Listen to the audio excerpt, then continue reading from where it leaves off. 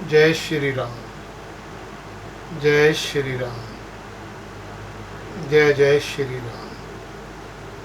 श्री रामचरितमानस गोस्वामी तुलसीदास जी महाराज द्वारा रचित के अरण्य कांड का पाठ आपके सामने प्रस्तुत कर रहा हूँ। कोई भजन न तामस देहा, मन क्रम वचन मंत्र दृढ़ ओ। जो नर रूप धूप सुत ओ, हरेहु नारी जी तीरन दो।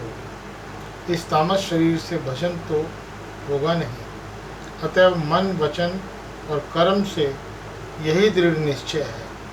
यदि वे मनुष्य रूप में कोई राजकुमार होंगे तो उन दोनों को रण में जीतकर उनकी स्त्री को हर लूंगा। रावण रथ पर चढ़कर अकेला ही वहां चला जहां समुद्र के तट पर मारीच रहता था। शिव जी कहते हैं कि हे पार्वती, यहाँ श्री रामचंद्र जी ने जैसी युक्ति रची वह सुंदर कथा सुनी।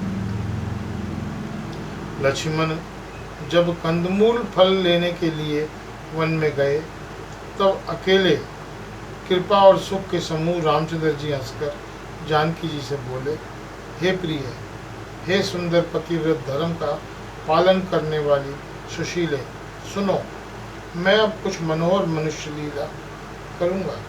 इसलिए जब तक मैं राक्षसों का नाश करूँ तब तक तुम अग्नि में निवास करो। जब ही राम सब कथा बखानी, प्रभु पद धरी ये अन समानी। निज प्रतिबिंब राखित है सीता, तैसे ही सील रूप सुचनीता। रामचंद्र जी ने जो ही ये सब समझाकर कहा तो ही सीता जी प्रभु के चरणों को हृदय में धरकर अग्नि में समा गई। सीता जी ने अपनी ही छाया मूर्ति वहां रख दी, जो उनके जैसे ही शील स्वभाव और रूप वाली तथा वैसे ही विनम्र थी। भगवान ने जो कुछ लीला रची, इस रहस्य को लक्ष्मण जी ने भी नहीं जाना। स्वार्थ पलायन और नीच रावण वहां गया जहां मारीच था और उसको सिर नवाया।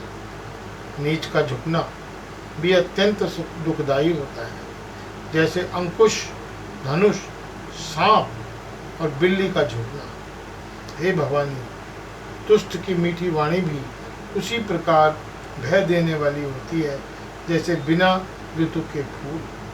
तब मारीच ने उसकी पूजा करके आशीर्वाद आदरपूर्वक बात पूछी, हे तात, आपका मन किस कारण इतना व्यग्र है और आप अकेले आए हैं। भाग्यहीन रावण ने सारी कथा अभिमान सहित उसके सामने कही और फिर कहा कि तुम छल करने वाले कपट मृग बनो, जिस उपाय से मैं उस राजवधू को हर लाऊं।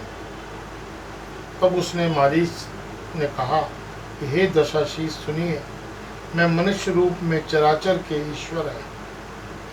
हे तात, उनसे वैर न कीजिए, उन्हीं के मारने से मरना और उन्हीं के जिलाने से जीना होता है। सबका जीवन मर उन्हीं के अधीन है। मुनिमख राखन गयऊ कुमारा, बिनु फर सर रघुपति मोह मारा। सत जो जन आपहु चन बाने, तिन्हि मन वयसु किए बलनाथ। वही राजकुमार मुनि विश्वामित्र के यज्ञ की रक्षा के लिए गए थे। उस समय रघुनाथ जी ने बिना फल का बाण मुझे मारा था, जिससे मैं क्षण भर में 100 योजन आ गिरा। उनसे वैर करने में भलाई नहीं। जय श्री राम। आज के लिए केवल इतना।